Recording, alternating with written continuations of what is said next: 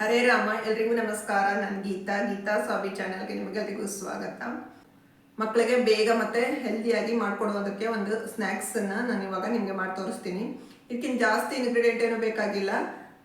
ಇರೋ ಇಂಗ್ರೀಡಿಯೆಂಟ್ಗಳಲ್ಲೇ ನಾವು ಹೇಗೆ ಮಾಡ್ಬೋದು ಅನ್ನೋದನ್ನು ನಾನು ನಿಮಗೆ ತೋರಿಸ್ಕೊಡ್ತೀನಿ.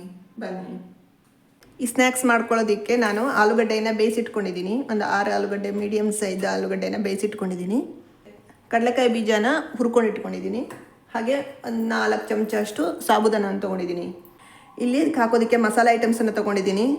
ಖಾರ ಪೌಡರು, ಹಾಗೆ ಇದು ಜೀರಿಗೆ ಪೌಡರು, ಇದು ಗರಂ ಮಸಾಲ, ಹಾಗೆ ಇದು ಧನಿಯಾ ಪೌಡರು, ಹಾಗೆ ಸ್ವಲ್ಪ ಉಪ್ಪು ತೊಗೊಂಡಿದ್ದೀನಿ. ಸಾಬುದಾನವನ್ನು ಫಸ್ಟ್ ನಾನು ಪೌಡ್ರ್ ಮಾಡ್ಕೊತೀನಿ.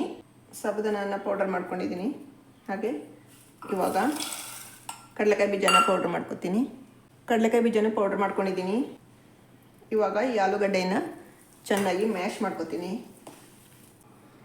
ಈಗ ರುಚಿಗೆ ತಕ್ಕಷ್ಟು ಉಪ್ಪು ಹಾಕ್ಕೋತೀನಿ. ಹಾಗೆ ಈ ಮಸಾಲೆ ಐಟಮ್ಸ್ಗಳನ್ನು ಹಾಕ್ಕೋತೀನಿ. ಚೆನ್ನಾಗಿ ಎಲ್ಲ ಮಿಕ್ಸ್ ಮಾಡ್ಕೋಬೇಕು.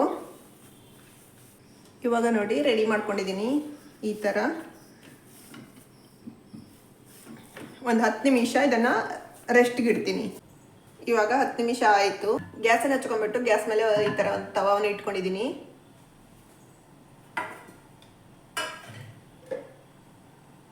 ಇವಾಗ ಇದ್ರ ಮೇಲೆ ಸ್ವಲ್ಪ ತುಪ್ಪ ಹಾಕ್ಕೋತೀನಿ. ಎಷ್ಟೋ ಜನ ಹಬ್ಬ ಮತ್ತು ಏಕಾದಶಿ ಉಪವಾಸ ಈ ಥರ ಎಲ್ಲ ಮಾಡ್ತಾರಲ್ವ, ಆ ಥರ ಅವ್ರಿಗೂ ಇದು ತುಂಬ ಚೆನ್ನಾಗಿರುತ್ತೆ. ಇದು ನೋಡಿ ಹೆಲ್ದಿಯಾಗೂ ಇದೆ. ಇದು ಮತ್ತು ಏನೋ ಈರುಳ್ಳಿ ಆಗಲಿ ಬೆಳ್ಳುಳ್ಳಿ ಆಗಲಿ ಬೇರೆ ಯಾವ ಐಟಮ್ಸನ್ನು ನಾನು ಹಾಕ್ತಾಯಿಲ್ಲ. ಅಕ್ಕಿ ಹಿಟ್ಟನ್ನು ಹಾಕಿಲ್ಲ. ಈ ಥರ ನಿಮಗೆ ಬೇಕಾದ ಶೇಪ್ಗಳಲ್ಲಿ ನೀವು ಮಾಡ್ಕೋಬೋದು. ಮೇಲ್ಗಡೆಯಿಂದ ಸ್ವಲ್ಪ ನಾನು ತುಪ್ಪನ ಹಾಕ್ಕೋತೀನಿ. ನೀವು ತುಪ್ಪ ಬೇಕಾದರೂ ಹಾಕ್ಕೋಬೋದು, ಎಣ್ಣೆ ಬೇಕಾದರೂ ಹಾಕ್ಕೋಬೋದು. ನೋಡಿ ಕಟ್ಲೆಟ್ ಹೇಗೆ ರೆಡಿ ಆಗ್ತಾ ಇದೆ ಅಂತ. ನಮಗೆ ಯಾವ ಶೇಪ್ ಬೇಕೋ ಆ ಶೇಪಲ್ಲಿ ನಾವು ಇದನ್ನು ಮಾಡ್ಕೋಬೋದು.